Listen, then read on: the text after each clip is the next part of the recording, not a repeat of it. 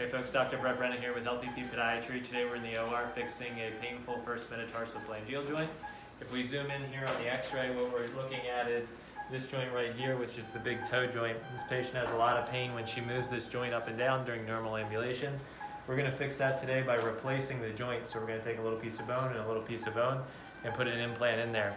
Tune back in a little bit and we'll show you the result. I'm going to show you what an implant looks like and how we put it in. So this is the implant.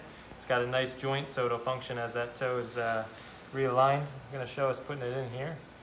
We pre-drilled a peg into the metatarsal and into the phalanx, which is the bone in the toe. Pop it in like that.